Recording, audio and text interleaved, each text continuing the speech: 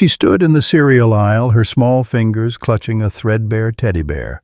Her blonde hair was tangled, her blue eyes wide, and then she did it. 4 fingers up, folding them down into her palm. The silent cry for help I'd only ever seen in training. My heart slammed against my ribs. The tattooed man beside her didn't notice, but I did. And in that moment I knew this wasn't just another Tuesday on patrol. Sometimes one signal can change a life forever. Follow this story to the end and drop a comment telling me the city you're watching from.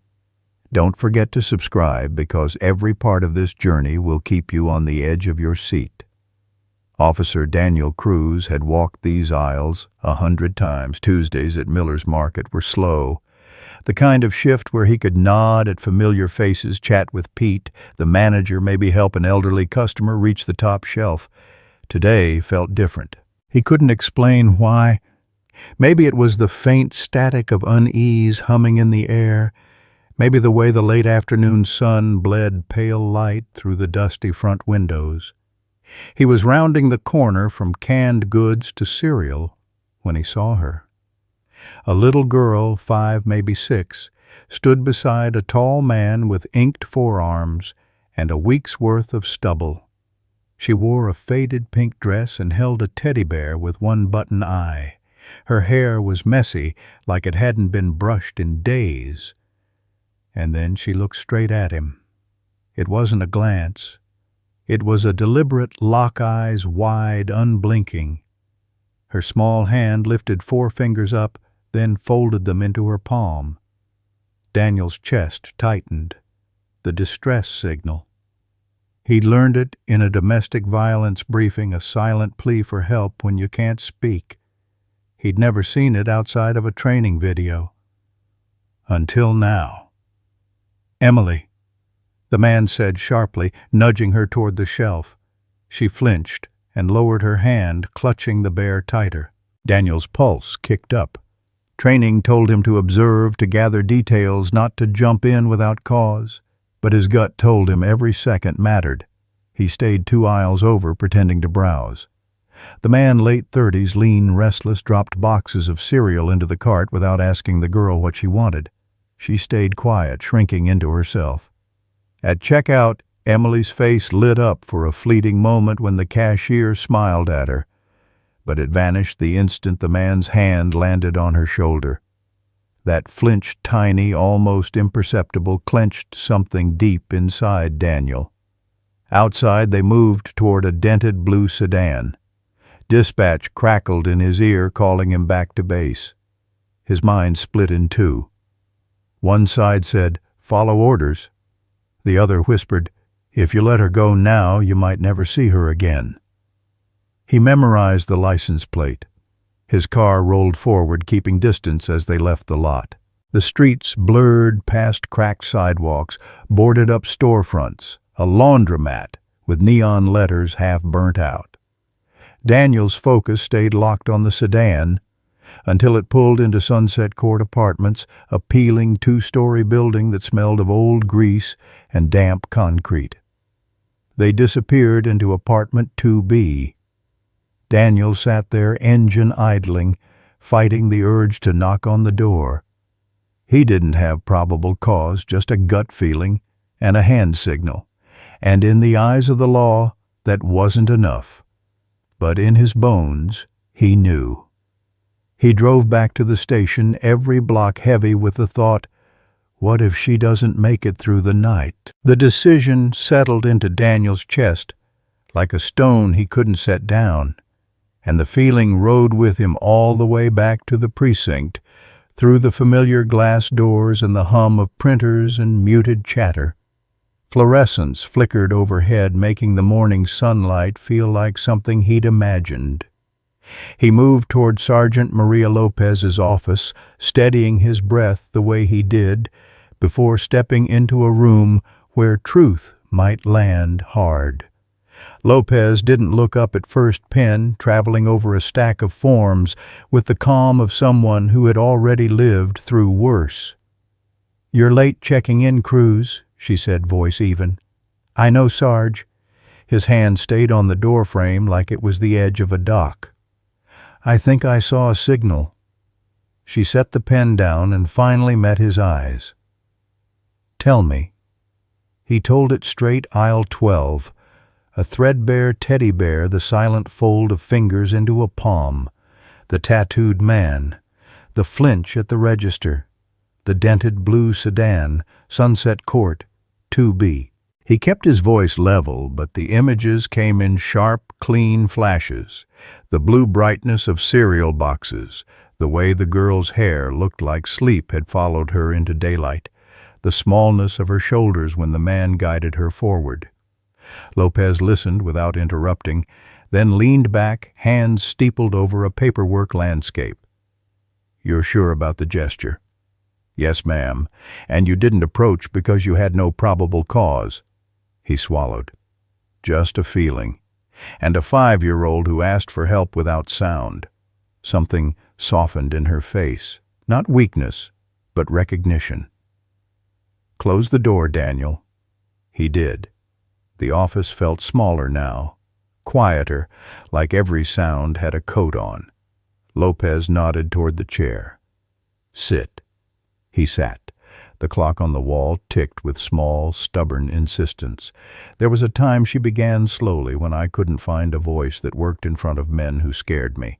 I learned to make other signals, nothing official. Just small things, hoping someone would notice.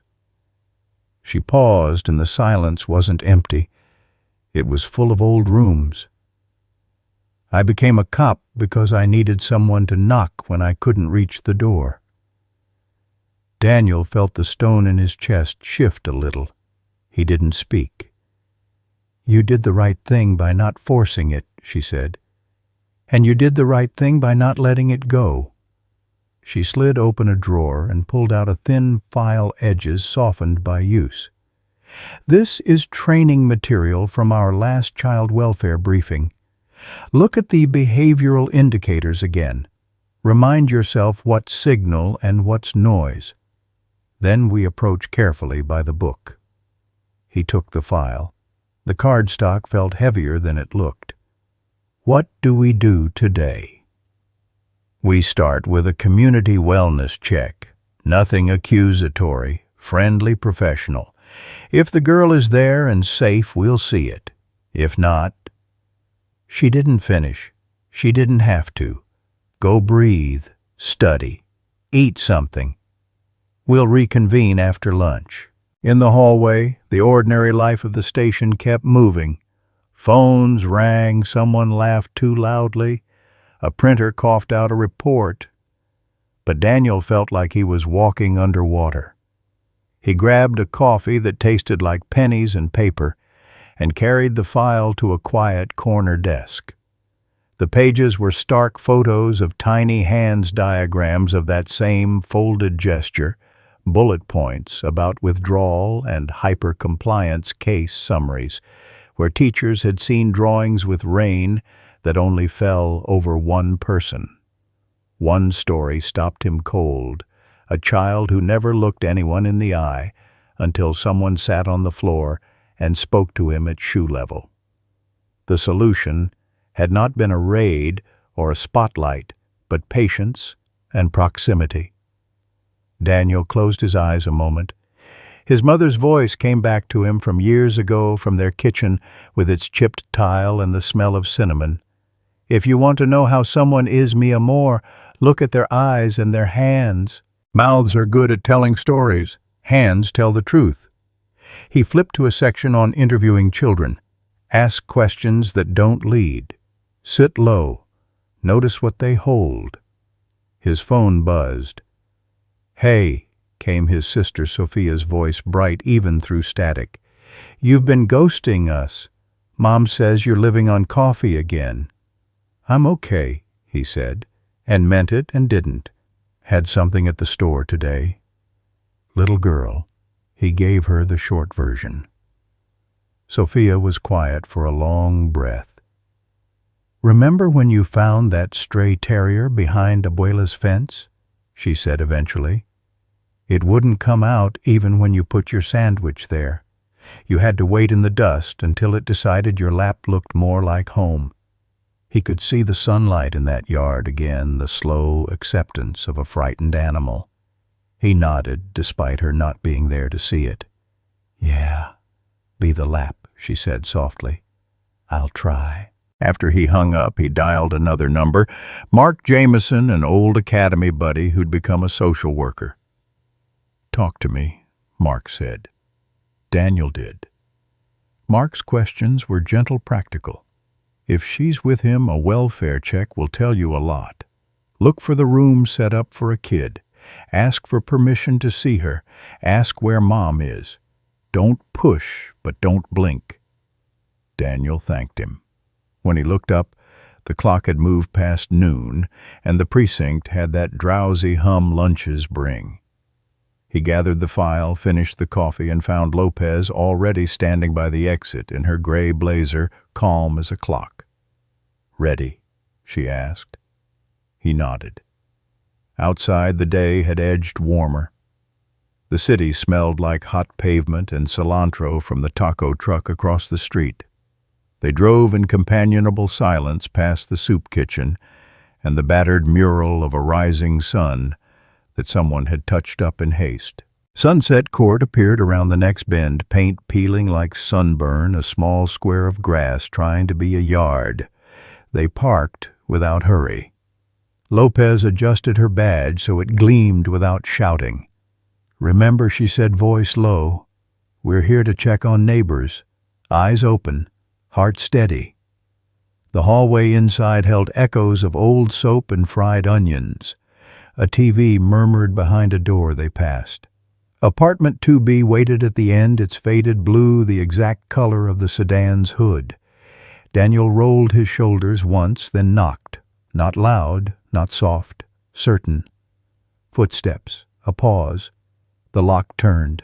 The door opened 6 inches, chain still on. The man from the store closer now, his stubble more gray than black. A tiredness at the edges of his mouth squinted at them. "Afternoon," Lopez said, smile small but real.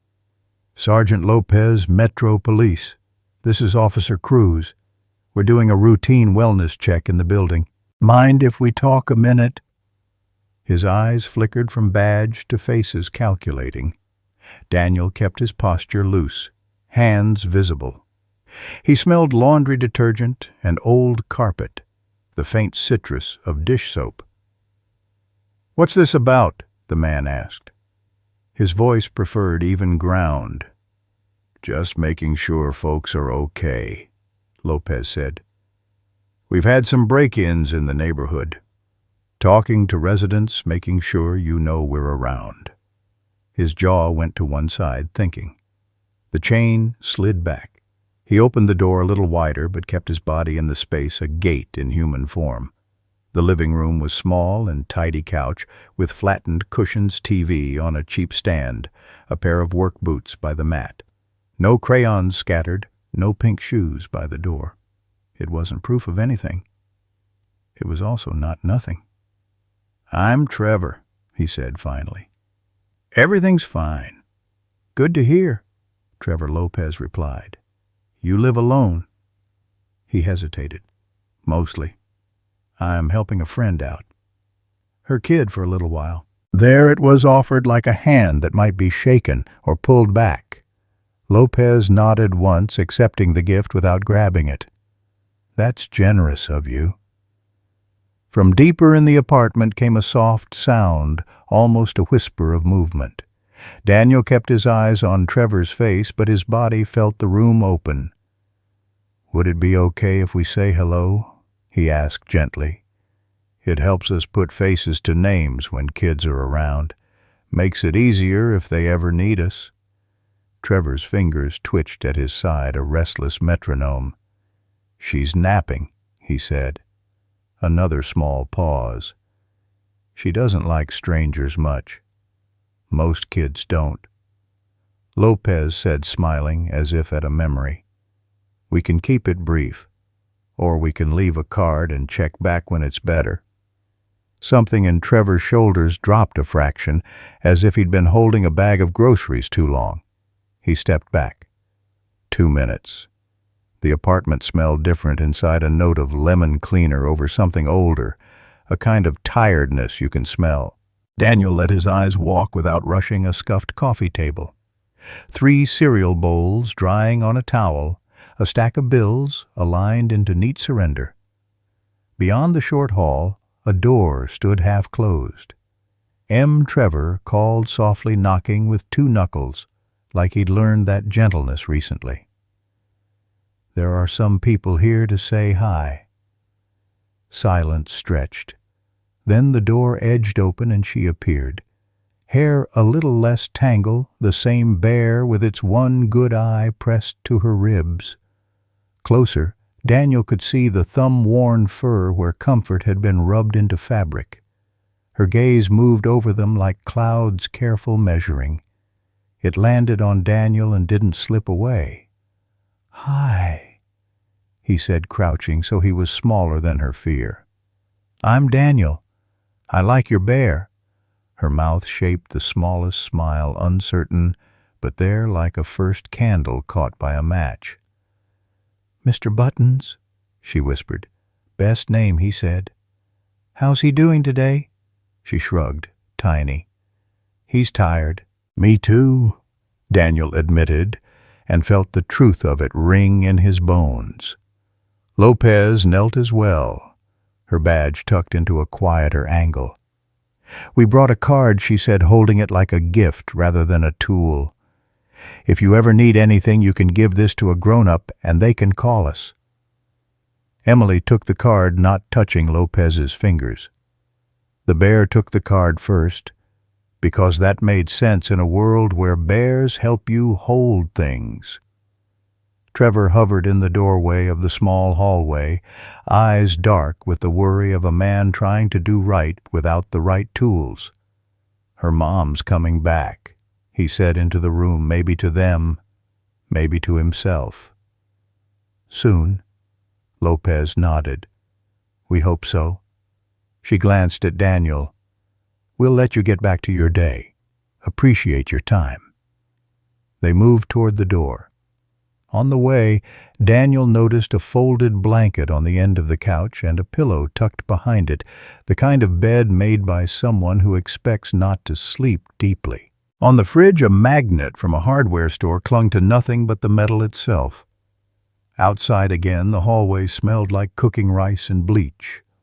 Sun found the dirty window at the landing and made a square of light on the floor. They stood in it, 2 uniforms carrying a new, heavier quiet. "Thoughts?" Lopez asked. "She's cautious but not afraid of him," Daniel said. "No signs of immediate harm, no kid stuff around, no paperwork." He said soon, like a wish. Lopez looked down the hall as if it could answer. "We document the visit. Then we do what we do next." Her voice gentled. "This is where patience feels like failure. It isn't." He nodded the stone in his chest, not gone but turned. In the parking lot, a breeze moved the thin trees in a sound like paper hands. Daniel glanced up at 2B's window and imagined a small face behind a curtain. A bear with one brave eye, a refrigerator door waiting for a drawing that said more than words ever could. He tucked the feeling away the way you tuck a photograph into a wallet, not to forget, but to remember precisely. The report took Daniel longer to write than it should have. Every line felt too clinical for what he had seen, the hesitant smile, the way Emily kept Mr. Buttons between herself and the world, the tired shadow under Trevor's eyes. He wrote the facts in black and white, but in his mind the colors lingered: the faded pink of her dress, the dull gold of the hallway light, the muted brown of his own coffee cooling on the desk while he typed. By late afternoon, Lopez stopped by his desk, leaning on the cubicle wall. "Jameson's calling in," she said. "He got your message." Daniel picked up the phone. Mark's voice came warm, low, steady. "You've got a fragile one there," he said after hearing the details. "She didn't hide from you." "That's something. Kids in real danger avoid eye contact entirely. She's holding back, but she's curious. That can be the opening you need. Daniel thought of Emily's cautious glance, the half smile the way she'd offered Mr. Buttons a business card before taking it herself.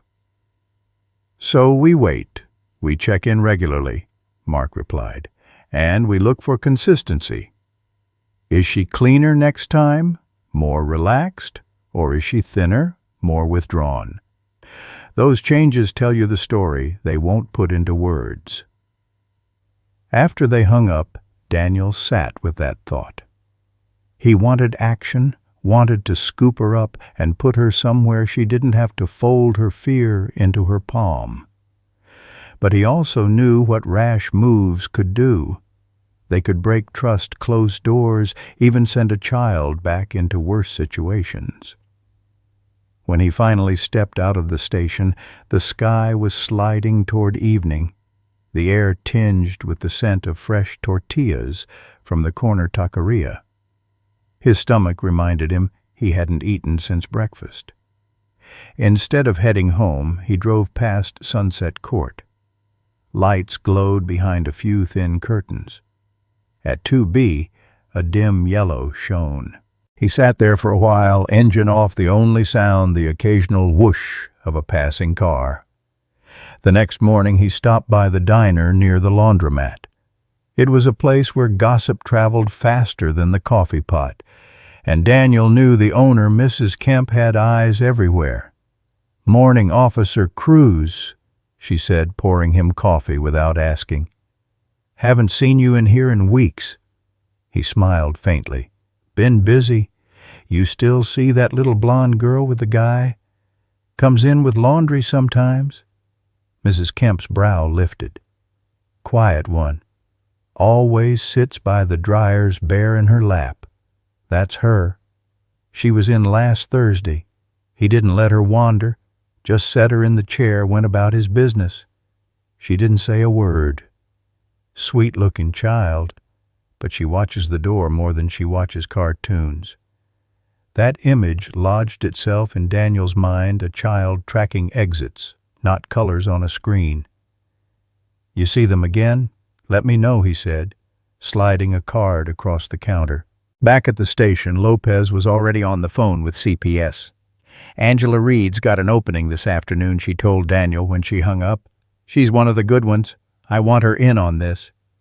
Angela arrived with a canvas tote bag full of forms and a calm, unhurried way of moving that made rooms feel less sharp. She listened to Daniel's account without interrupting, only asking questions when he paused. "I can do a formal welfare check with you," she said. "If Mom's out of the picture, we need to know why.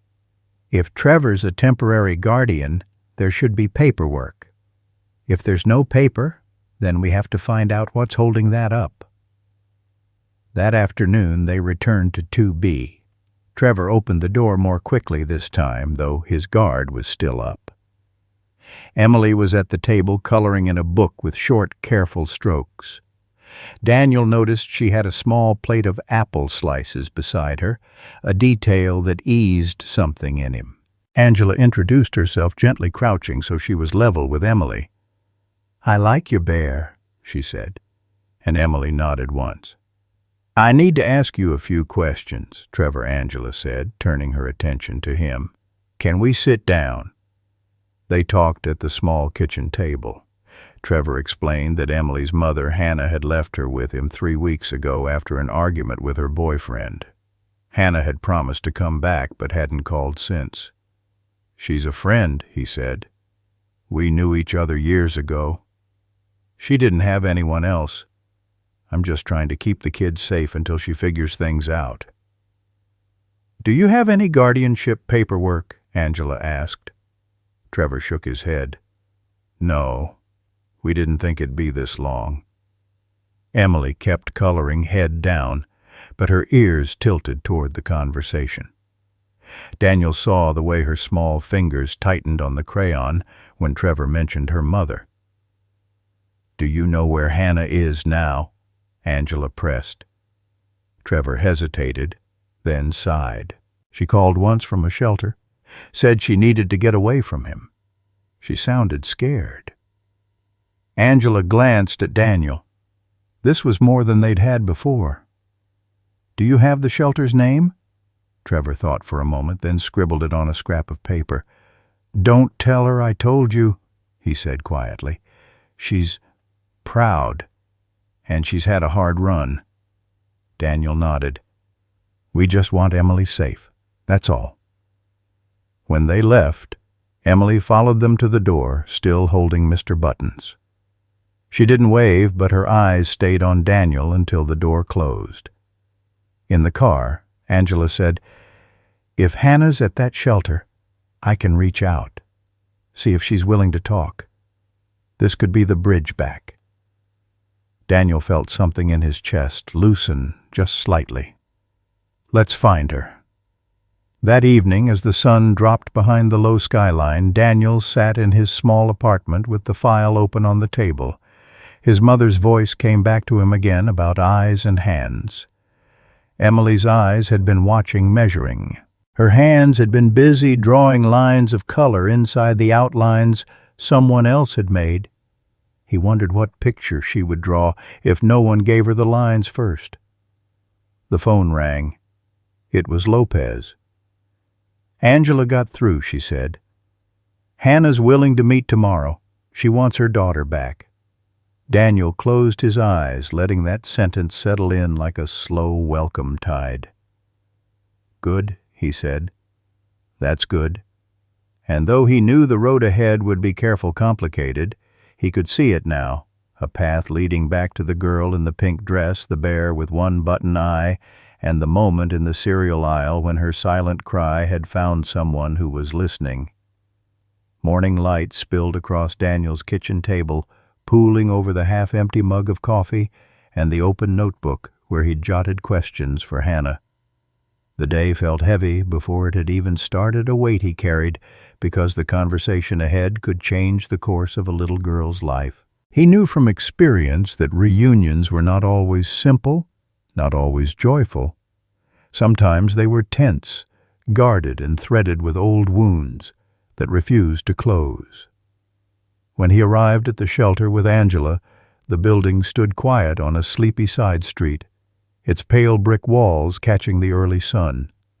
The receptionist, a woman with gentle eyes and a voice like a low hum, led them to a small meeting room that smelled faintly of lavender cleaning spray and fresh coffee. Hannah was already there. She looked younger than Daniel had expected, though the deep shadows under her eyes spoke of nights with more fear than sleep. Her blonde hair was pulled back loosely, and she wore a sweatshirt that seemed 2 sizes too big. Her hands were wrapped around a paper cup, as if its heat was the only thing keeping her steady. Angela went first, introducing herself again and explaining their role. Hannah nodded her gaze, flicking from Angela to Daniel, cautious, but not hostile. "I'm not a bad mom," she began, her voice soft but urgent. "I know leaving Emily with Trevor looked—" She stopped herself, biting down on the sentence. "It wasn't what I wanted. It was the only thing I could do." Daniel leaned forward slightly. "You want to tell us about that?" Hannah's fingers tightened on the cup. "Her stepfather. He's not safe. Not for me, and definitely not for her. That night, he came home drunk, angrier than usual. Emily was in her room, but she hears everything. I knew if we stayed, something would happen. I called Trevor because he's steady. He doesn't drink. He doesn't raise his voice. And he's known Emily since she was a baby." The room was quiet, except for the faint ticking of the wall clock. Daniel let her speak at her own pace. "I thought I'd be gone 2 days," she went on. "Get a job, find a place. But the shelter's full most nights, and the job market's—" She trailed off, shaking her head. "I didn't want Emily sleeping here, hearing other women cry through the walls." Angela spoke gently. "Hannah, We need to make sure Emily is safe and in a stable environment. If Trevor's just a temporary guardian, we can help you set up legal protections until you're ready to have her back full time." Hannah looked up sharply.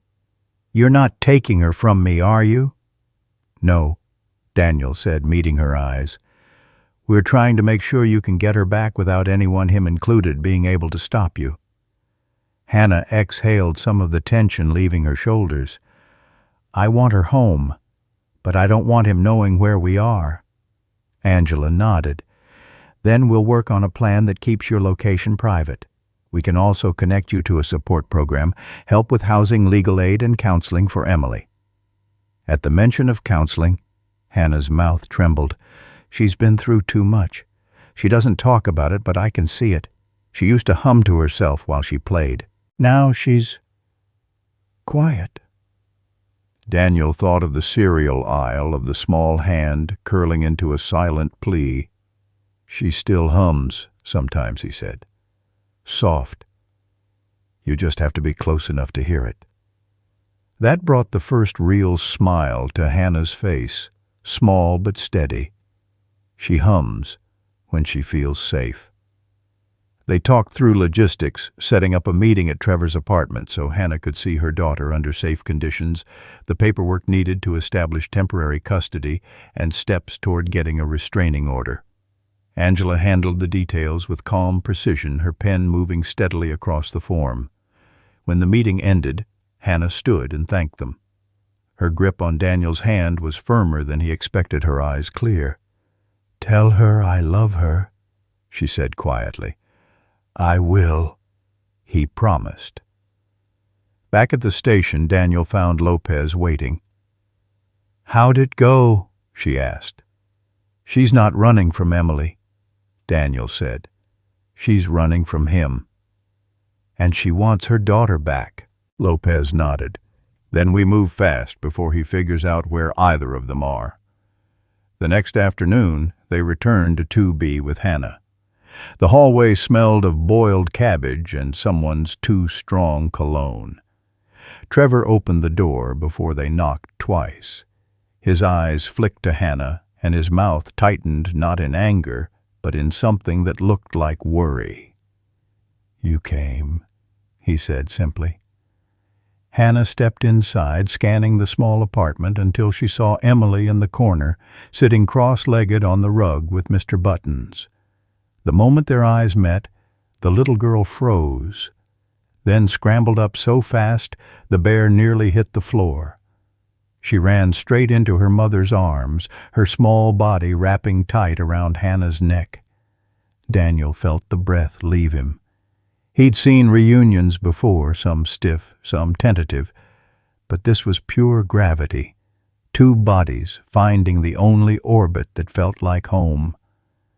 Hannah crouched down so they were face to face. "Hi, baby," she whispered. Emily pressed her forehead to her mother's. "Hi, Mommy." No one spoke for a moment. Even Trevor stayed quiet, leaning against the wall with his arms folded, eyes turned away as if giving them a moment he knew he couldn't own. Angela stepped forward gently. "Emily, your mom and I are going to make sure you two can be together in a safe place. Does that sound good?" Emily nodded without letting go of Hannah. They sat together on the couch while Angela explained the plan. Trevor listened, nodding when necessary, occasionally glancing at Hannah with an expression that seemed equal parts relief and sadness. "I just want her safe," he said at last. "If you need me to testify about him, I will." Hannah looked at him, then really looked. "Thank you, Trevor, for taking care of her." He shrugged, rubbing the back of his neck. "She took care of me, too. Place was too quiet without her." When it was time to go, Emily clung to Mr. Buttons with one hand and her mother's coat with the other. Daniel watched them walk down the hall. Hannah's head bent toward her daughter, listening to a small voice that he couldn't hear from where he stood. Outside, the winter air bit at their cheeks, but Hannah didn't seem to notice. She lifted Emily into the back seat of Angela's car, tucking the blanket snug around her legs. Daniel caught the way Emily's shoulders relaxed, the kind of ease that comes when you believe the night ahead will be safe. As they drove off, Lopez came to stand beside Daniel. "You did good," she said. He shook his head. "We all did." The wind pushed a stray leaf across the lot, skittering toward the gutter. Daniel thought of the file on his desk, the cereal aisle, the first time he'd seen Emily's eyes. Some part of him knew he'd always carry her story, not because it was his job, but because it had reminded him what the work was for. The stone in his chest felt lighter now, not gone but smoothed by the knowledge that for tonight at least, a little girl was home where she belonged. 2 days later, the station was quieter than usual.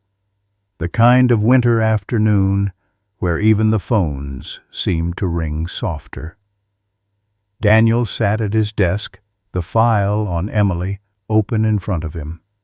Though his eyes had drifted to the frost-tracing spiderweb patterns along the window, the image of Hannah and Emily leaving together still stayed with him, the way Emily had rested her head against her mother's shoulder, the way Hannah had kept glancing down as if she couldn't quite believe her daughter was really there.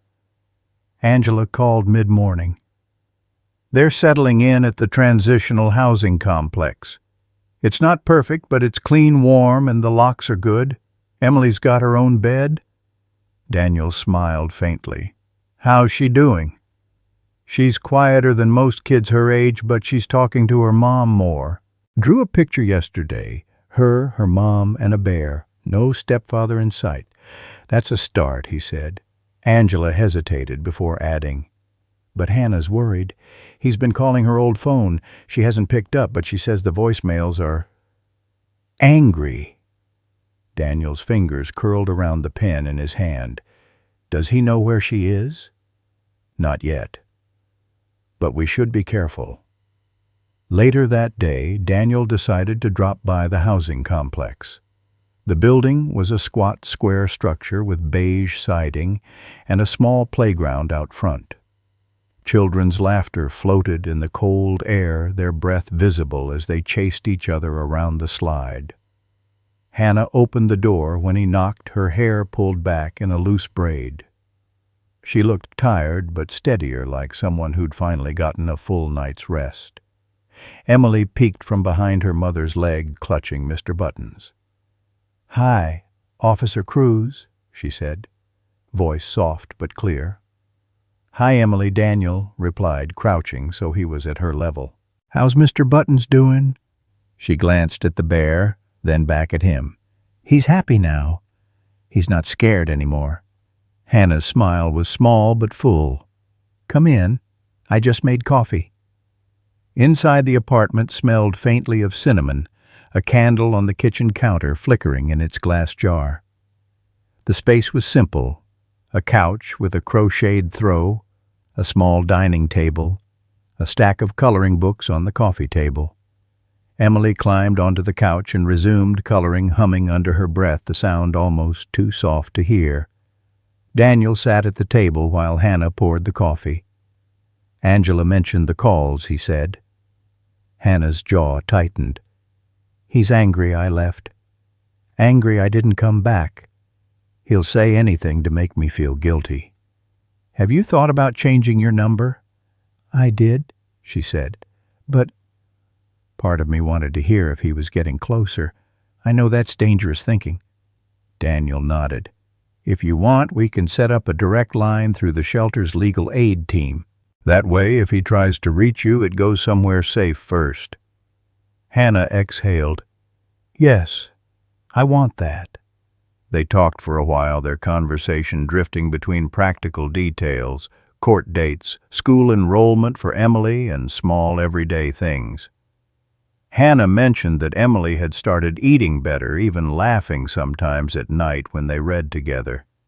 When it was time for Daniel to leave, Emily walked him to the door. "Will you still come visit?" she asked, looking up at him. "Of course," he said. I'll check in until you're all settled. And even then I might still stop by just to see how Mr. Buttons is holding up." Her smile was quick but genuine. "Okay." As Daniel drove back, the sky had turned the color of pewter, heavy with the promise of snow.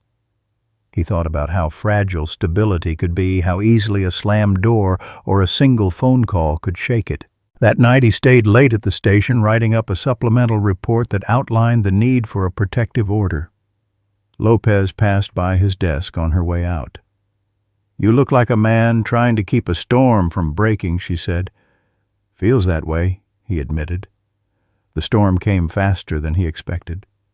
2 evenings later, Hannah called him directly. Her voice was low, urgent. He was here. Daniel's heart thudded. "Where?" "Outside the complex. I saw his car when I came back from the store. I didn't stop. I walked right past and went inside. But I know it was him. Is he still there?" "No. He drove off after a few minutes. But Emily saw him. She didn't say anything, but I could tell she knew who it was." "I'm on my way," Daniel said, already grabbing his jacket. When he arrived, Emily was sitting on the couch with Mr. Buttons, her knees tucked up to her chest. Hannah met him at the door, the tightness in her shoulders betraying how hard she was holding it together. "I told her everything's fine," Hannah whispered, "but I don't know if she believes me." Daniel knelt in front of Emily. "Hey, you okay?" She shrugged, eyes fixed on the bear. "He was watching us." Daniel's voice softened. "You're safe here. He can't come in, and I'm going to make sure he stays far away." Emily looked at him, then eyes wide but steady. "Promise, promise," he said. They spent the next hour going over options with Hannah. By the time Daniel left the paperwork for an emergency protective order was ready to file in the morning. Outside, snow had begun to fall, coating the cars and sidewalks in a thin, pale blanket. Driving away, Daniel glanced in the rearview mirror at the quiet street.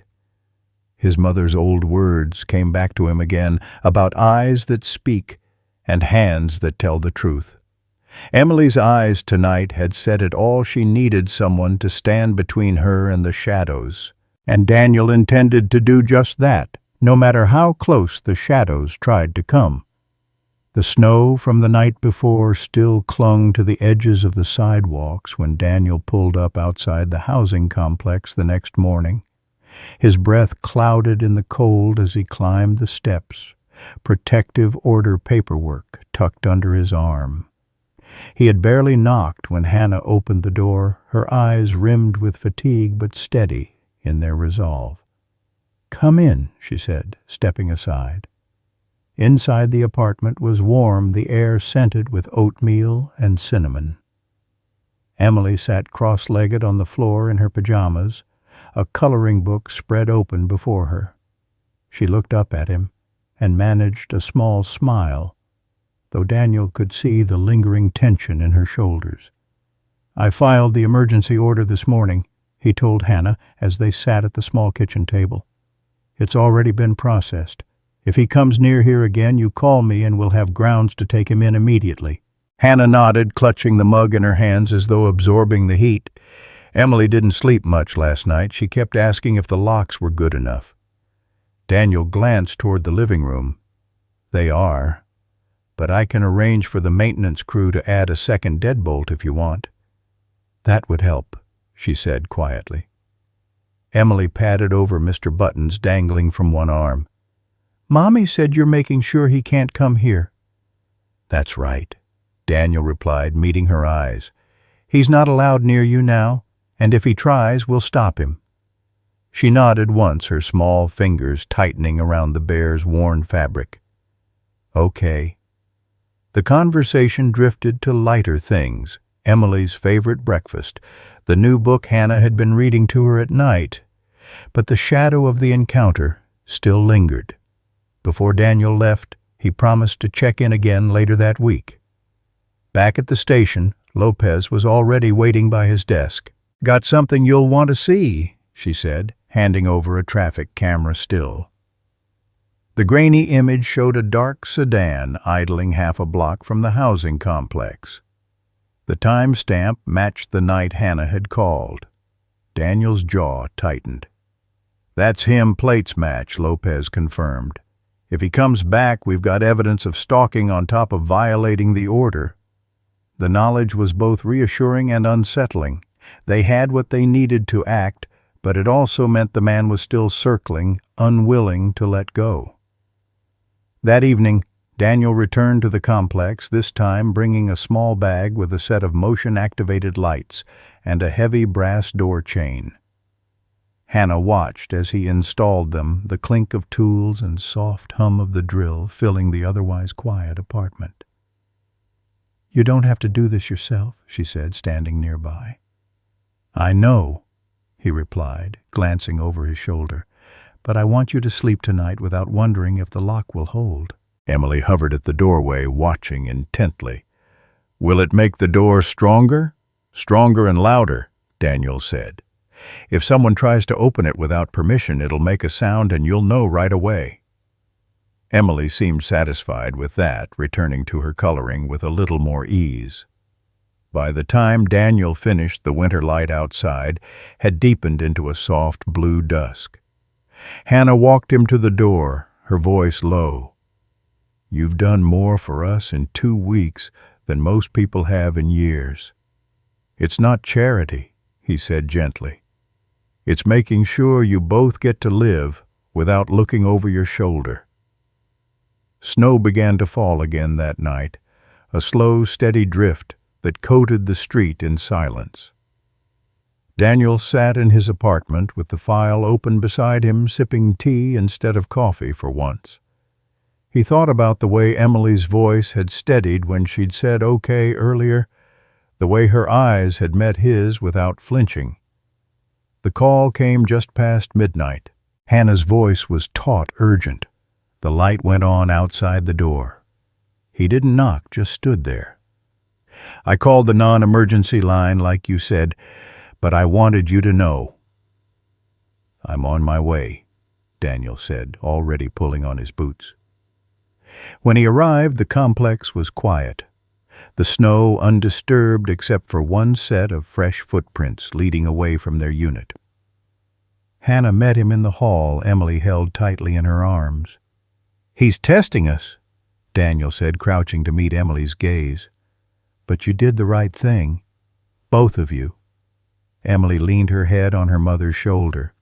"He can't come in," she murmured as if reminding herself. "No," Daniel agreed. "He can't." Lopez arrived minutes later, her breath clouding in the cold as she surveyed the scene.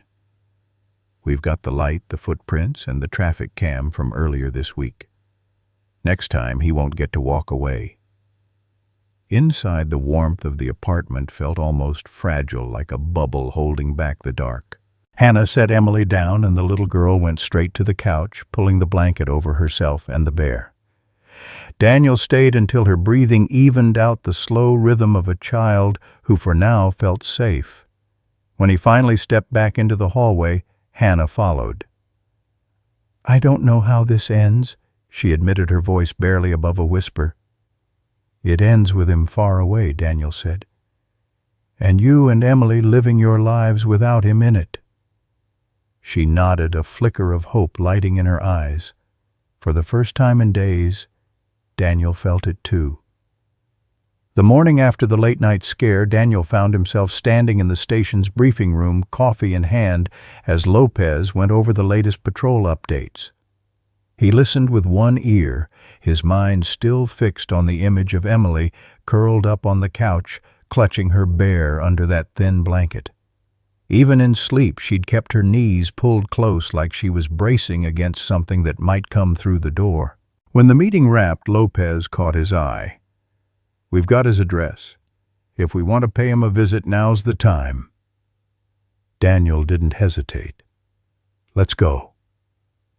The man lived in a narrow brick duplex on the south side, the kind of place where the blinds stayed half closed no matter the hour. When they knocked, the door swung open just enough for him to lean against the frame arms, crossed a smirk playing on his lips. "Officers," he said, like the word was an inside joke. "We need to talk," Daniel said evenly. "You've been violating a protective order. That order's a joke." "She's my wife," ex-wife Lopez corrected, "and the law says you're to stay away from her and the child. You've already been seen outside their residence." His smirk hardened into something uglier. "I was on a public street." Daniel's voice didn't rise. "And you'll stay off that street from now on. We've got enough evidence to bring charges if you keep pushing this." For a long moment, the man stared at him, jaw tight. Then he stepped back, letting the door swing shut. Lopez muttered under her breath as they walked back to the car. "He's not done." Daniel knew she was right. Men like him didn't just walk away. That afternoon, Daniel stopped by the housing complex again.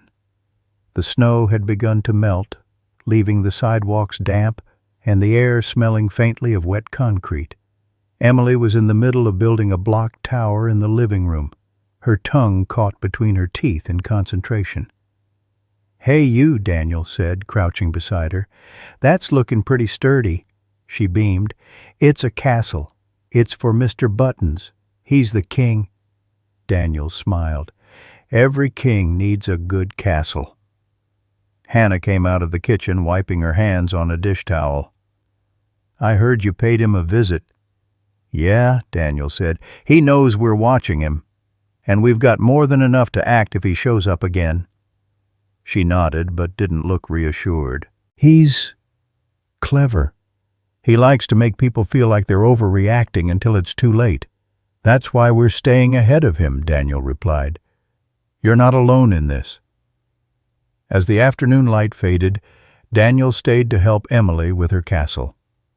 The three of them sat on the living room floor talking about nothing more important than which block should go where. It was the kind of ordinary moment Daniel wished they could have every day without the shadow of someone waiting just beyond the edges of their lives.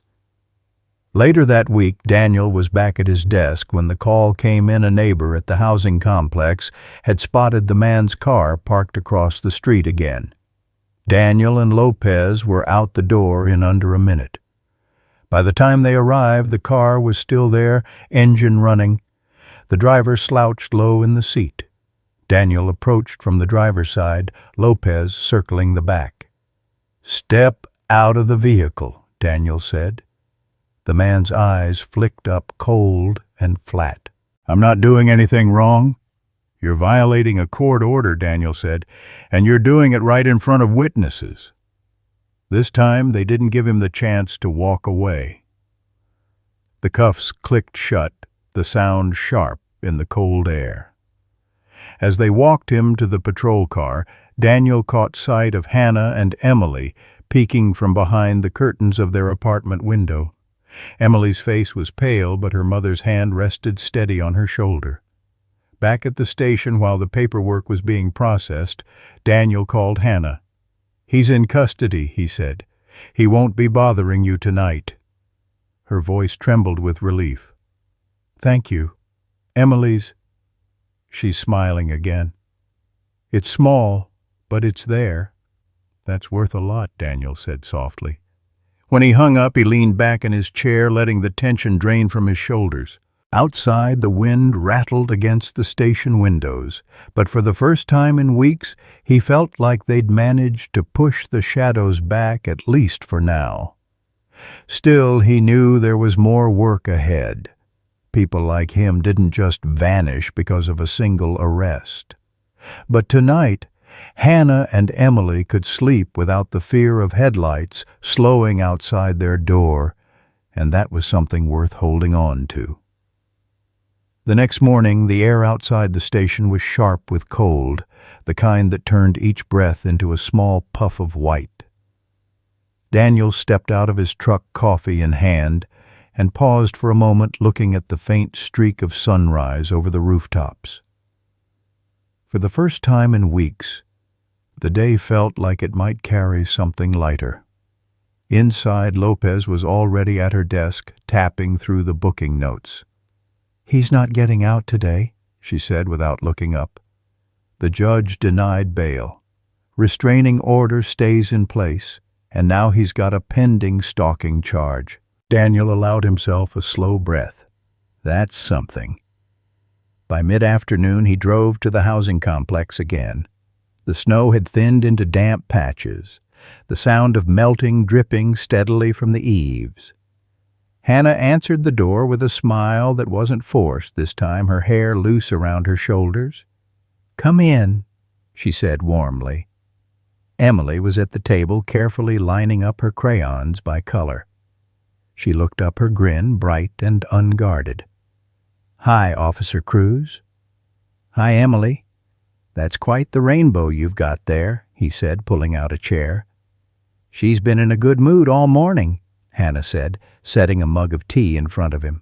"She even sang while we made pancakes." Daniel smiled at that. "I'd call that progress." Emily chattered about her drawings while he sipped his tea, her words tumbling out in the unself-conscious way only children managed. Hannah watched her daughter with an expression that was part relief, part wonder, as though she still couldn't quite believe the shift. After lunch, Emily asked if they could go to the small park down the block. The sky was a soft winter blue, and Daniel agreed. The three of them walked together, Hannah's hand in Emily's, Emily swinging their arms and telling stories about a pretend kingdom where Mr. Buttons was now the king and everyone had pancakes for breakfast. At the park, Emily ran from the slide to the swings, her laughter carrying in the crisp air. Hannah sat on a bench watching her, her voice low when she spoke. I forgot what her laugh sounded like when it wasn't weighed down. It's been so long. Daniel glanced at her, the honesty in her voice settling deep. It's a good sound, worth protecting. They stayed until the wind picked up, then walked back, Emily skipping ahead. Inside the apartment, she went straight to her coloring, leaving Daniel and Hannah in the kitchen. I don't know how to thank you, she said, leaning against the counter. Not just for the legal stuff, for making her feel safe enough to be a kid again. Daniel shook his head. You don't need to thank me. This is what should have been yours all along. That evening he lingered a little longer than usual. Emily insisted on showing him her finished drawing a castle under a rainbow with 3 figures standing outside. That's me, that's Mommy, and that's you, she said proudly. He smiled, feeling something warm and heavy in his chest. That's a pretty great castle. As he left, Hannah walked him to the door. She's going to sleep well tonight, she said softly. Daniel stepped out into the cold, the street lamps glowing against the early dark.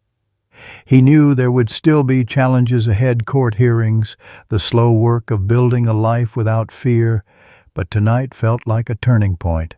Driving away, he caught sight of their window, the warm yellow light spilling out into the winter night. It was a small thing, but it felt like hope, steady and real, holding its ground against the cold. 2 days later, a pale winter sun filtered through the blinds of Daniel's apartment, catching on the steam from his coffee. He had just finished reading over a stack of reports when his phone buzzed, Hannah's name flashing on the screen. Her voice was calm but tight. We got a letter in the mail. No return address. Just my name written in all caps.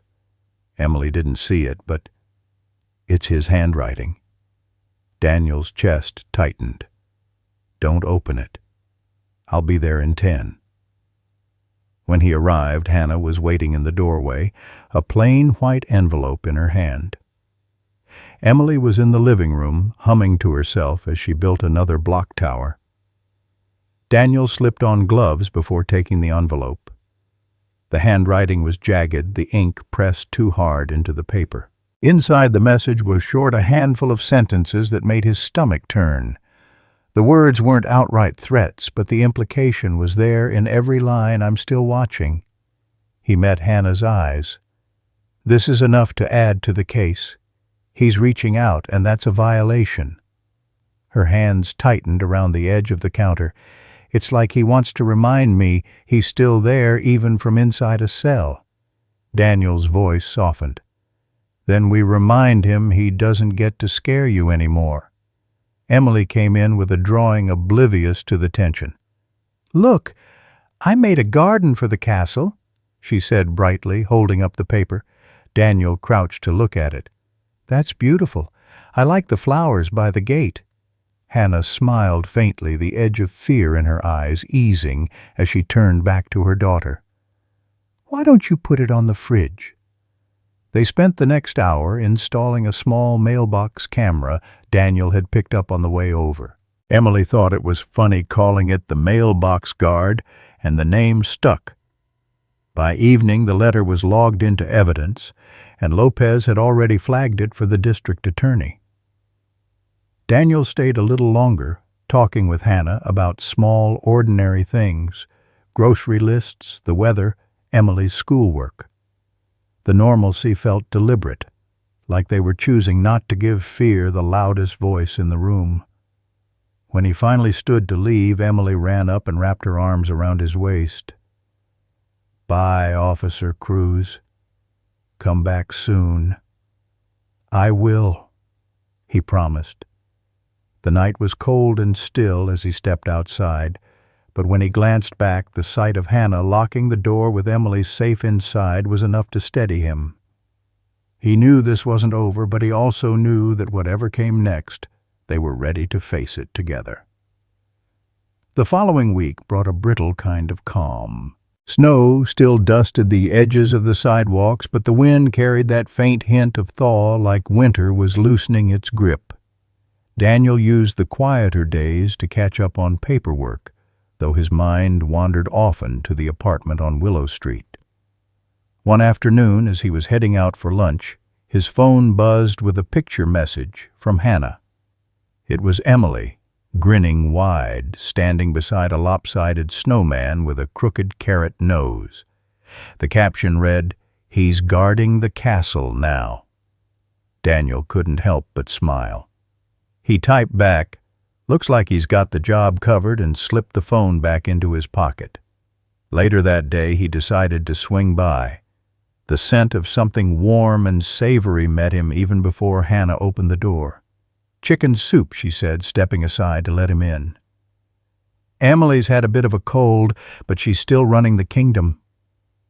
Emily appeared from the living room in mismatched socks, holding Mr. Buttons by one ear. "Hi, Officer Cruz." We gave the snowman a hat. "Perfect," he said. "Every guard needs one."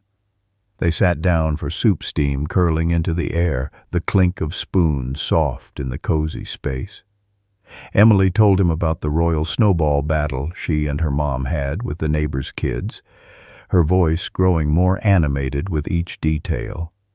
Hannah watched her daughter, her smile genuine and relaxed. After dinner, Emily insisted on showing Daniel the new royal decree she'd written for the castle, a piece of paper covered in big looping letters and bright crayon drawings. Hannah chuckled.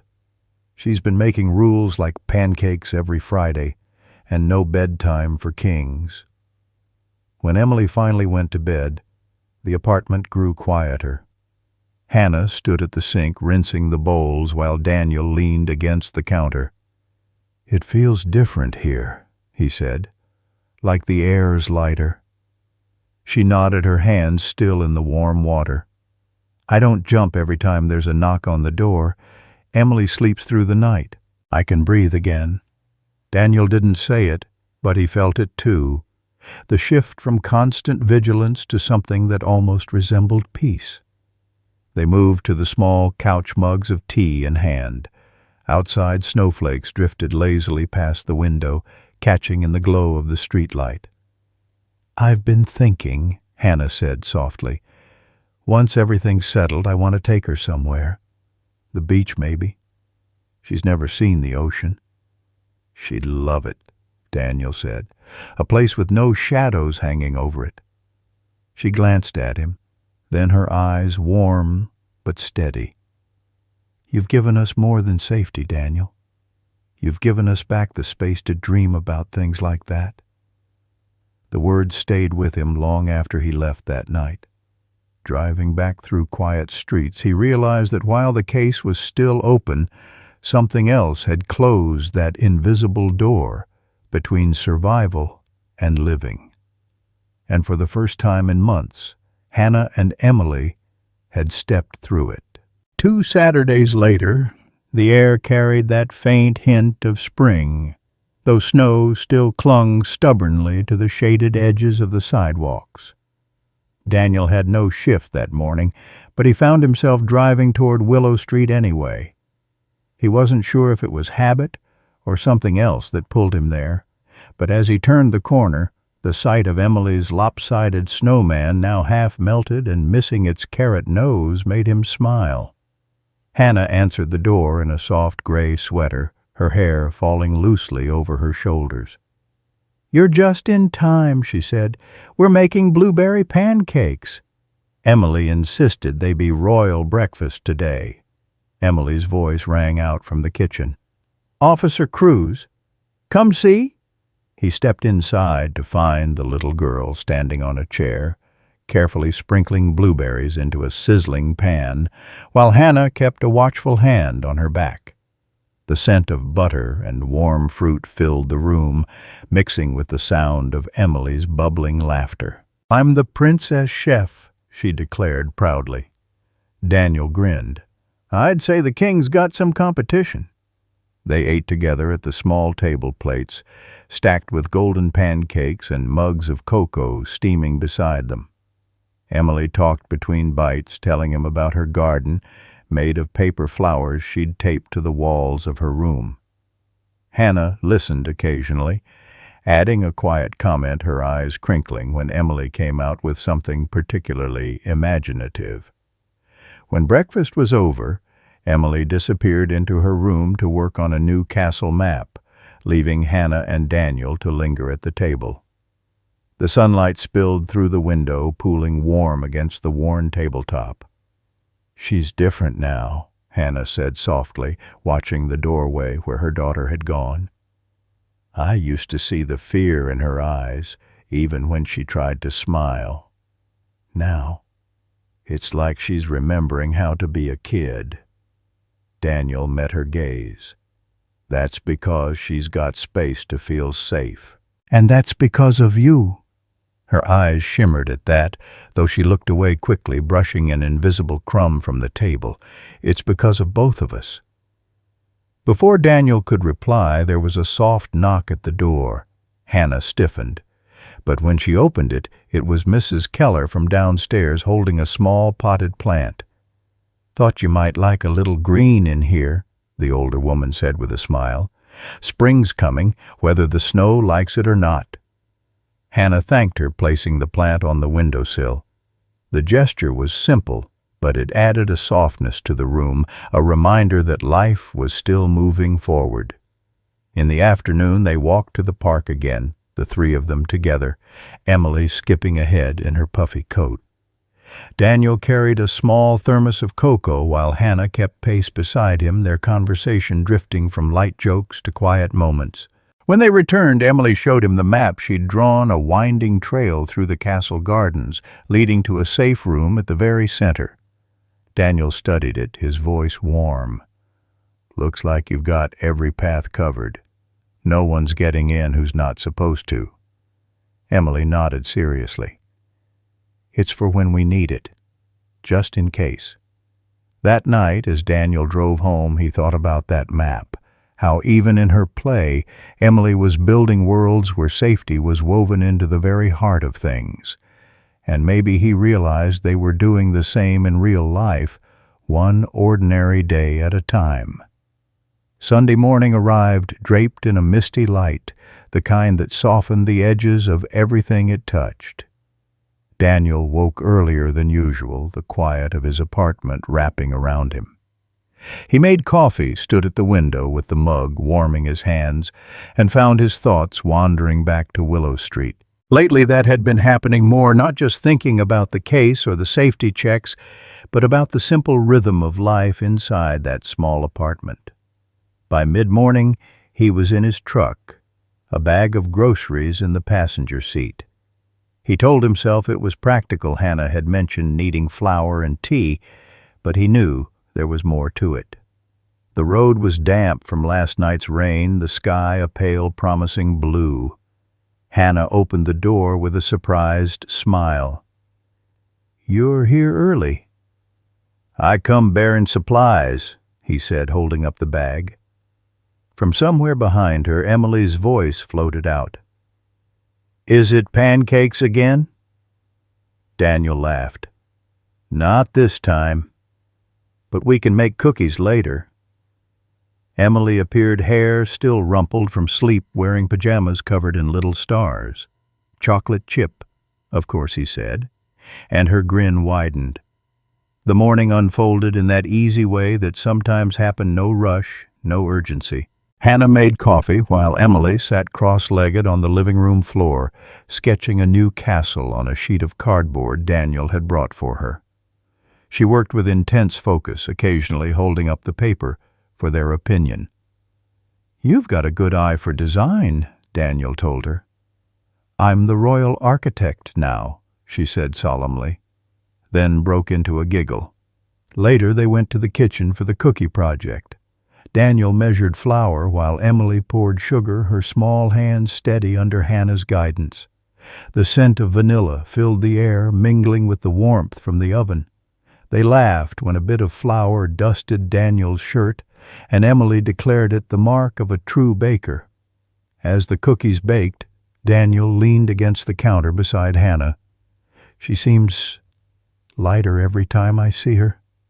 Hannah nodded, her gaze soft as she watched Emily lick a bit of chocolate from her finger. "She hums when she draws now. She hasn't done that in years." There was a pause, the kind filled with things that didn't need to be said out loud. When the cookies were ready, they carried a plate to the couch, eating them warm, the chocolate still soft. Emily told a story about a new character in her castle, a knight named Sir Buttons, inspired by her stuffed rabbit. Her imagination spilled out in vivid detail, and both adults listened like it was the most important tale in the world. In the afternoon, the three of them walked to the small bookstore a few blocks away. Emily darted between shelves, pulling out picture books and bringing them over for approval. Daniel bought her one about a magical garden, and Hannah picked up a worn copy of a novel she'd loved as a teenager. Back at the apartment, they settled in with their finds. Emily curled up with her new book, occasionally calling out for help with a tricky word. Hannah read on the couch, her feet tucked under her, while Daniel sat nearby, the sound of pages turning a quiet harmony in the room. As the light outside shifted toward gold, Hannah set her book down. "I don't remember the last time a whole day felt like this," she said softly. "Safe, ordinary, good." Daniel met her eyes, and there was something unspoken there, an understanding that safety wasn't just about locked doors or legal orders. It was about moments like this stacked one on top of the other until they built something solid. When it was time for him to leave, Emily insisted on giving him one of the cookies for the road. Hannah walked him to the door, the cool evening air drifting in as they stood there for a moment longer than necessary. "Thank you," she said quietly, "for more than I can put into words." He nodded, his voice low. "You don't have to say it." The door closed softly behind him, and as he walked to his truck, Daniel glanced back once. Through the window he could see the warm glow of the lamp, Hannah and Emily side by side on the couch, heads bent over the magical garden book. It was a picture of something fragile but fiercely alive, the kind of thing worth guarding no matter how long it took. The first signs of spring came with a shy kind of warmth, just enough to coax the neighborhood kids outside with chalk and jump ropes. On Willow Street, the last patches of snow had melted into dark, wet circles on the grass, and the air smelled faintly of thawed earth. Daniel found himself there again on a Saturday morning, hands in his jacket pockets, listening to the hum of the street as he approached Hannah's building. When she opened the door, the sound of music spilled into the hall, soft and upbeat, the kind of tune that made you want to hum along. Hannah's hair was pulled back loosely, a streak of flour dusting one side of her cheek. "We're baking again," she said with a small laugh. Emily insisted it's the perfect day for banana bread. From the kitchen, Emily's voice called out, "Officer Cruz, you're just in time to mash the bananas." Daniel stepped inside the familiar warmth of the apartment wrapping around him. Emily stood on her chair at the counter wielding a fork with determined concentration. She handed it over with a grin. "You do it. You've got stronger arms." As they worked, the conversation drifted to light topics. Emily's latest castle expansion, the neighbor's new puppy, a bird's nest they'd spotted in the park. Hannah moved easily around the kitchen. Her movements relaxed in a way Daniel hadn't seen much in the early days. When the loaf went into the oven, they settled into the living room. Emily sprawled on the rug with her crayons sketching yet another intricate castle plan. Hannah curled into the armchair, watching her daughter with an expression Daniel had come to recognize, part pride, part relief, part quiet awe at the resilience packed into such a small person. "She's sleeping better," Hannah said after a moment. "Sometimes I hear her talking in her sleep, but it's about dragons and treasure now. Not the other stuff." Daniel nodded. "That's how it should be." The timer dinged, and soon the room was filled with the rich, sweet scent of banana bread. They ate thick slices while they were still warm, the steam curling up into the air. Emily declared it fit for a queen, and Hannah laughed the sound light and unguarded. Later, they decided to take a walk. The park was busier now, kids darting between patches of grass, while parents watched from benches. Emily ran ahead to join a group drawing flowers with chalk, her laughter ringing out across the path. Daniel and Hannah walked slowly, letting the breeze carry the sounds of the day around them. "She's got friends here now," Hannah said softly. "It's like she's finding her place."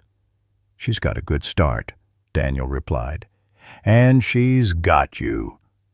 They found a bench near the playground and sat for a while, watching Emily hop from one chalk drawing to another. Hannah glanced sideways at him. "You've been here for more than just the case, Daniel." "I know that, and I don't know what I would have done without you." He shook his head gently. "You would have done what you always do, kept going. I've just been here to make it a little easier." Her smile was small but steady. "It's been more than that." The sun dipped lower, casting long shadows across the park.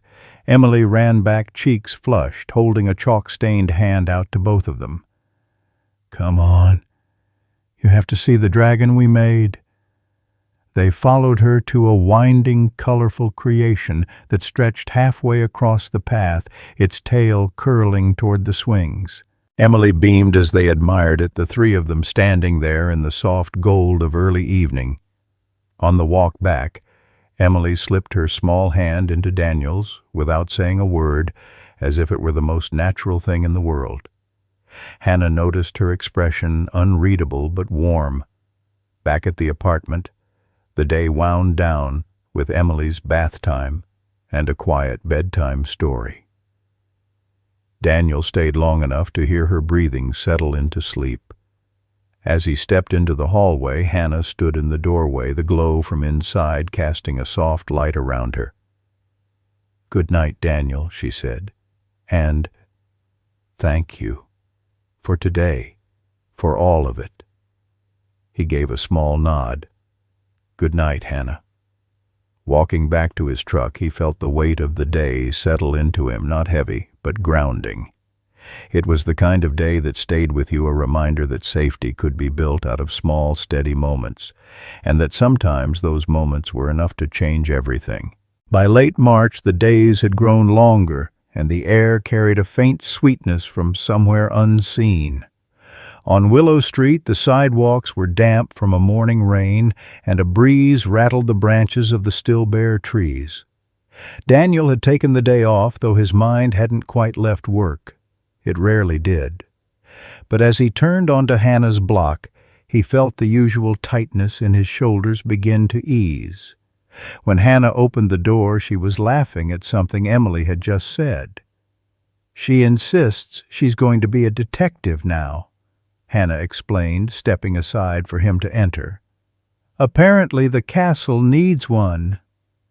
Emily popped out from behind the couch wearing a floppy sun hat tilted too far forward and clutching a magnifying glass. "Detective Princess Emily at your service," she announced with great formality. Daniel grinned. "Well, that's a title I've never heard before. What's your first case?" She leaned closer, lowering her voice as if sharing classified information. "Finding out who took the last cookie." "I think I might be a suspect," Daniel said, hands raised in mock surrender. They spent the morning playing along with her investigation, which mostly involved Emily peering into cupboards and scribbling notes in a little spiral notebook. Hannah moved through the apartment with a lightness Daniel hadn't seen when they first met. She still watched the windows now and then, but it was no longer with that sharp, fearful glance. When lunchtime rolled around, Hannah brought out sandwiches and a bowl of sliced strawberries. They ate together at the table, the conversation weaving between Emily's grand plans for her detective work and Hannah's memories of her own childhood springtimes. Back then, Hannah said, "I thought life would always feel like it did on those days, easy and safe." She glanced toward Emily, who was arranging her strawberries into a heart shape on her plate. "I'm starting to think maybe it can feel like that again." Daniel didn't respond right away. He took in the scene, the hum of the old fridge, the warm light spilling in through the window, the sound of Emily's pencil scratching as she made another clue list. It struck him that safety wasn't just something you secured. It was something you rebuilt piece by piece until it became part of the walls around you. In the afternoon, they ventured out to the park. The rain had left everything glistening, the grass brighter, the puddles deep enough to reflect the sky. Emily splashed through them in her boots, giggling when droplets hit her face. Hannah and Daniel walked slowly behind their hands, brushing once by accident, and then again more deliberately. Neither of them mentioned it, but something quiet passed between them in that touch. They stopped at the playground where Emily found a group of kids building a pretend castle out of sticks and leaves. Daniel and Hannah sat on a nearby bench, the damp wood cool beneath them. "She's not afraid to join in anymore," Hannah said, watching her daughter take command of the building project. "There was a time she would have stayed glued to my side." "That's because she knows she's got a safe place to come back to," Daniel said. "And someone who'll always be there." Hannah looked at him, then her eyes steady. "That goes for me, too." The words hung in the air for a moment, settling deep before either of them looked away. They stayed until the sun dipped lower, casting long shadows across the playground. Emily returned, cheeks pink from the cool air, holding a small bouquet of clover flowers she'd picked. "For the Royal Guards," she said, handing one each to Hannah and Daniel. On the walk home, Emily skipped ahead, humming to herself. Daniel carried her damp jacket over his arm, the scent of rain still clinging to it. Hannah walked beside him, her shoulder brushing his, now and then in that easy, unspoken way that didn't need to be explained. Back at the apartment, Emily curled up with her new case file while Hannah made tea. The lamplight turned the room golden, the rain outside tapping lightly against the windows. When it was time for Daniel to leave, Emily ran to hug him. "You have to come back tomorrow. We're going to solve another case." He crouched down to meet her eyes. "I wouldn't miss it." Hannah walked him to the door, the quiet between them filled with the sound of the rain. "Thank you," she said softly. "For what?" "For giving us days like this." Daniel didn't answer right away.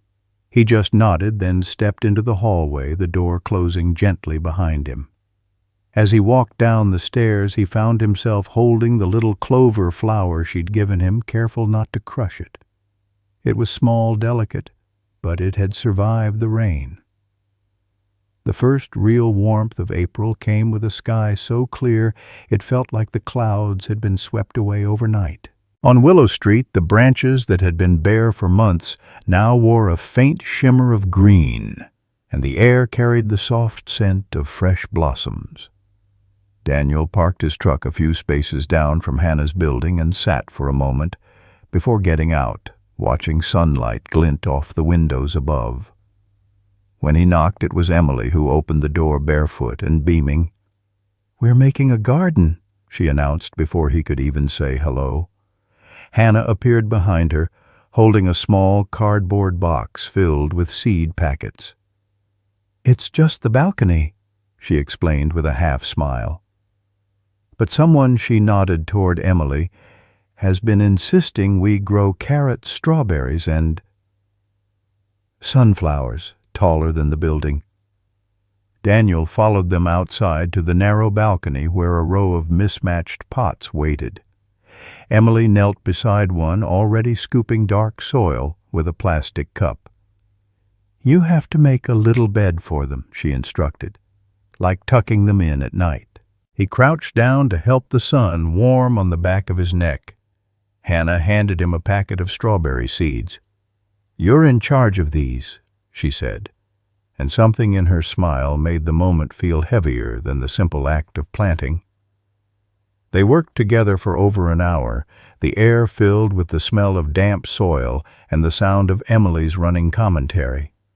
She told them how the sunflowers would wave at the neighbors, how the carrots would grow straight and proud because they'd been planted by the royal guards, and how the strawberries would taste sweeter because they were a gift. When they finished, Emily clapped her hands, dusting soil onto her jeans. "Now we wait," she said, as if patience were the easiest thing in the world. Inside, Hannah brought out lemonade, and they sat at the small kitchen table. The balcony door was open, letting in a light breeze that stirred the curtains. Daniel leaned back in his chair, feeling the rare kind of peace that didn't need to be chased. "You've been quieter today," Hannah said, after a moment, her eyes searching his. "Just taking it in," he replied. "It's nice here." Her gaze softened, and she reached for her glass. "It is, isn't it? I never thought I'd have a place that felt like this again." Emily wandered back into the kitchen with her notebook, flipping it open to a page covered in wobbly drawings of plants. "We should name them," she decided. "That way they grow stronger." "Is that a real thing?" Daniel asked. "It is now," she said, entirely serious.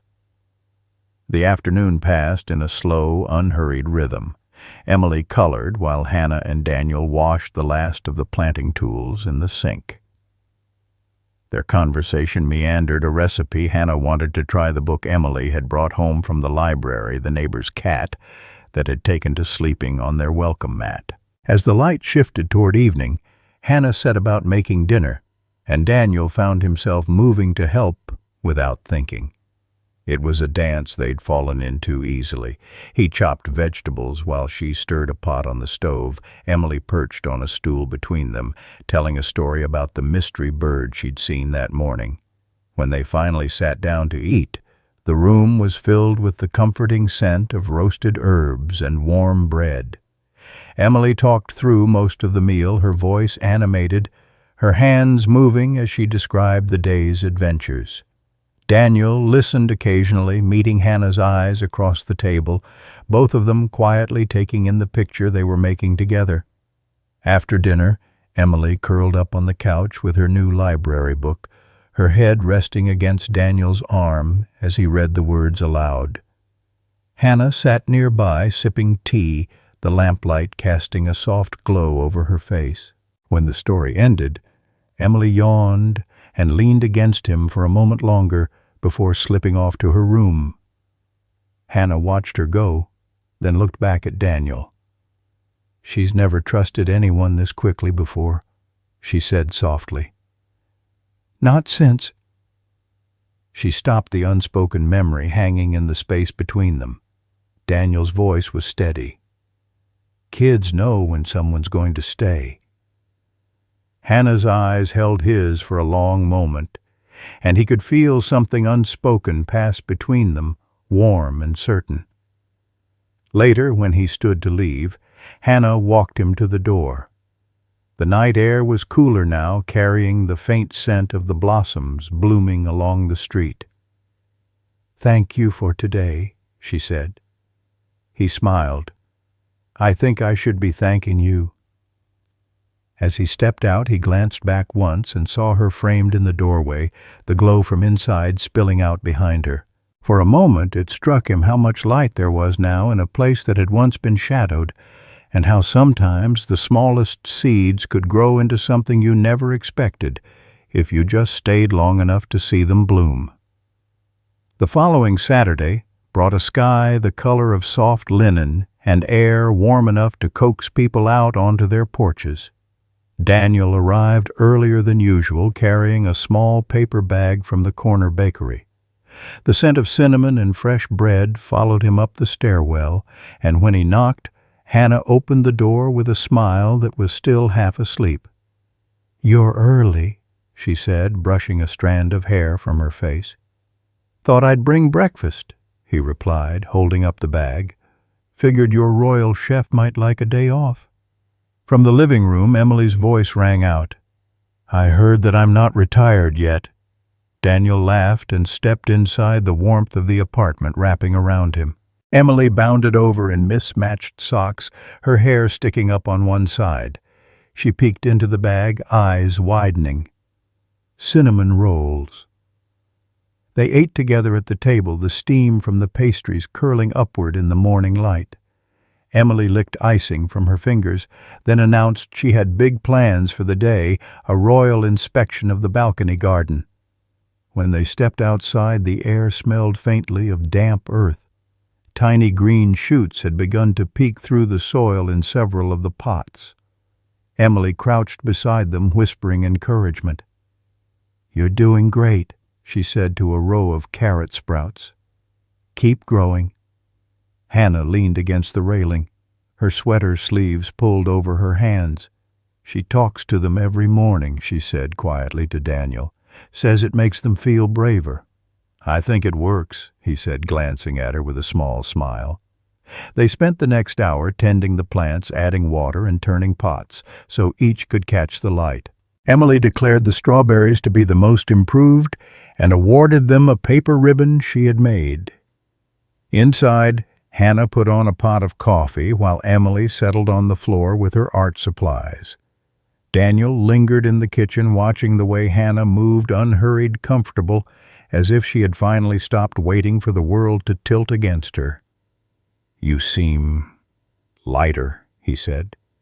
She glanced over her shoulder, considering his words. "Maybe I am. Or maybe I'm just finally remembering how to breathe."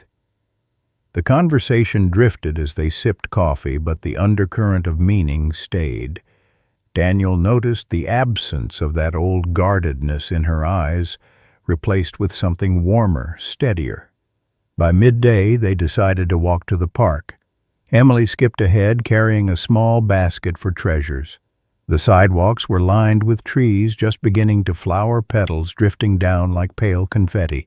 They stopped near the playground, where Emily quickly joined a group of kids playing a game that involved pretending the slide was a dragon's back. Hannah and Daniel sat on a nearby bench, their knees brushing now and then. "She doesn't look back every 5 seconds anymore," Hannah said, watching her daughter climb. "That's because she knows you'll always be here," Daniel replied. Hannah turned to look at him, the wind catching a strand of her hair. "And you?" she said softly. The words landed between them, quiet but solid, like a stone finding its place. When Emily returned with her basket, now holding a pine cone, a shiny pebble, and a crumpled daisy, she proudly presented each item as if unveiling priceless artifacts. Daniel examined them with exaggerated seriousness, making Emily giggle. On the walk back, the three of them moved in easy rhythm, their shadows stretching long on the pavement. Back at the apartment, they made sandwiches and ate on the balcony, the afternoon sun warm on their faces.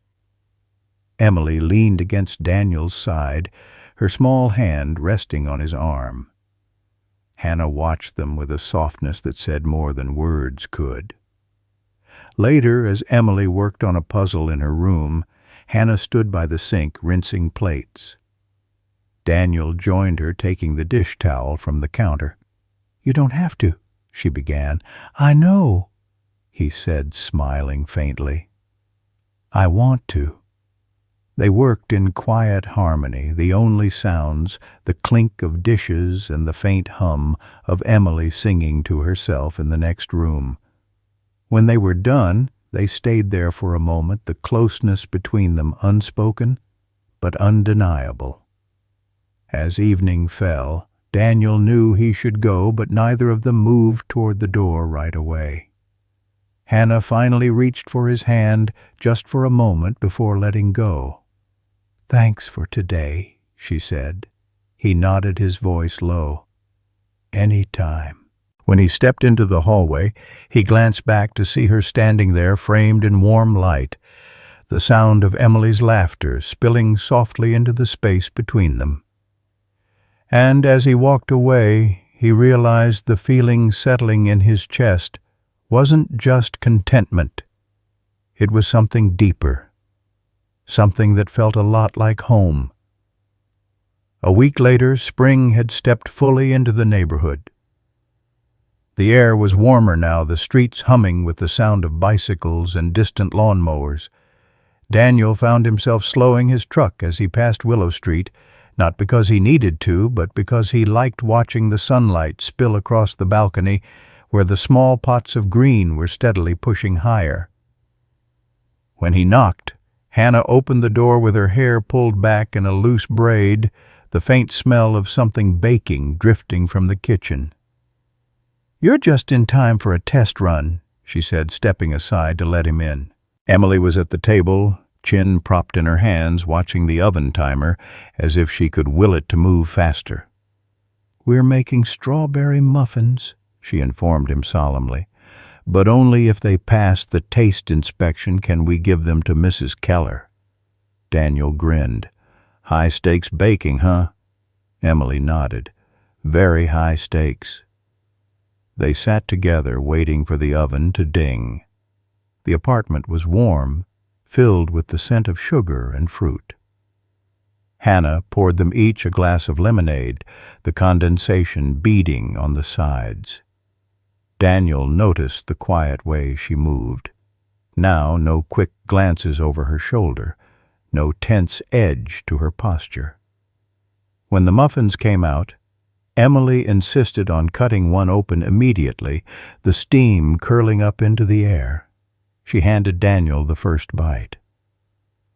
"Well?" she asked, eyes wide. He took his time chewing with exaggerated thoughtfulness. "I think Mrs. Keller's going to love them." Emily clapped her hands, satisfied. Hannah laughed softly, shaking her head. "You two are trouble." After delivering a small plate to the neighbor downstairs, they decided to walk to the corner store. Emily skipped ahead, her small hand clutching a folded dollar bill she planned to spend on something special for the garden. The sidewalks were scattered with petals drifting down from the trees above. Inside the store, Emily wandered the aisles with the seriousness of a treasure hunter. She eventually returned holding a packet of colorful wind spinners. "These will protect the plants from garden dragons," she explained matter-of-factly. On the way back, she told them all about the imaginary dragons, how they only came at night and how the spinners would scare them away. Daniel listened occasionally, adding questions, making her story grow grander. Back at the apartment, they tucked the spinners into the soil on the balcony where they caught the light and twirled lazily in the breeze. Hannah stood beside Daniel, arms folded, watching Emily dart from pot to pot. "She sleeps better now," Hannah said quietly. "Fewer nightmares. Sometimes none at all." Daniel glanced at her. "That's because she knows she's safe here. You've built that for her." Her expression softened, but there was something searching in her eyes, as if she wanted to say more and wasn't sure how. Later, while Emily worked on coloring a picture of the garden dragons, Hannah and Daniel found themselves side by side in the kitchen again this time, making dinner. Their hands brushed as they reached for the same spice jar, and they both laughed, the sound easy and unforced. Over the meal, Emily chattered about the plans she had for summer camping in the living room, painting the balcony railing, maybe even a picnic at the park if the dragons behaved. Hannah listened with a smile that was half amusement, half pride. After dinner, Emily pulled Daniel toward the couch for another round of story time. Hannah sat nearby, a mug of tea warming her hands. The lamplight wrapped the room in a soft glow, the kind that made everything feel closer. When the story ended and Emily wandered off to her room, Hannah lingered for a moment before speaking. "I don't know when it happened," she said, her voice low, "but it feels like you're part of this now, not just visiting." Daniel met her gaze. "I'd like to be, if you'll let me." Her eyes held his for a long beat, and then she nodded, almost imperceptibly, but with a certainty that didn't need more words. He stayed a while longer, helping clean up, listening to Emily's muffled singing from the other room. When he finally stepped out into the cool night, he glanced back to see Hannah in the doorway, framed by the warm light behind her. And for the first time in years, he realized he wasn't just leaving a place, he was leaving home and planning his way back. 2 weeks later, the rhythm of their little world had settled into something almost seamless. Daniel found himself there most evenings after his shift, sometimes helping Emily with her school projects, sometimes just sharing a quiet meal, while the last light faded beyond the balcony. The garden was thriving carrots, pushing higher, the strawberry plants peppered with tiny white blooms, the wind spinners turning lazily like sentinels.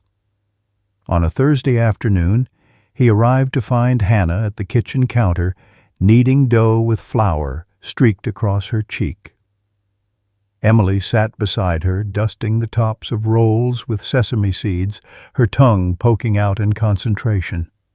The whole place smelled of yeast and rosemary. "You're just in time for the hard part," Hannah said without looking up. "What's the hard part?" Daniel asked, hanging his jacket on the back of a chair. "Not eating them before dinner?" Emily answered solemnly, and Hannah chuckled. He washed his hands and joined them, the three of them moving in a kind of easy choreography, brushing oil on the rolls, setting them on a tray, sneaking bits of conversation between tasks. Hannah asked about his day, and he told her about the elderly man who'd locked himself out of his apartment, then invited the responding officers in for tea while they waited for the locksmith. Emily wanted to know if the man had a cat, and when Daniel said yes, she seemed satisfied with the story. Dinner was unhurried, the kind of meal where conversation lingers longer than the food. Afterward, Emily set up a board game on the living room floor. The rules were loose, changing whenever she saw fit, but Daniel and Hannah played along, trading mock arguments over whose turn it was to rescue the princess or feed the dragon. When Emily went to brush her teeth before bed, Hannah stayed on the couch, curling her legs beneath her. Daniel joined her, their knees touching. "You've been here so much lately," she said, not as a question, but more like an observation. He hesitated, searching for the right words. "I want to be. This feels like where I'm supposed to be." She looked at him then, the expression in her eyes soft but steady. "It feels that way to me, too." Emily returned, announcing that she couldn't sleep without one more story. Daniel read aloud from a worn book about a fox and a star, his voice low and even. Hannah listened as much to the sound of his words as to the story itself. By the time he finished, Emily's head had tipped against his arm, her breathing slow and even. He carried her to bed, tucking the blanket under her chin, while Hannah smoothed the hair from her forehead. In the doorway, they both paused for a moment, watching her sleep. Back in the living room, neither of them reached for their mugs of tea.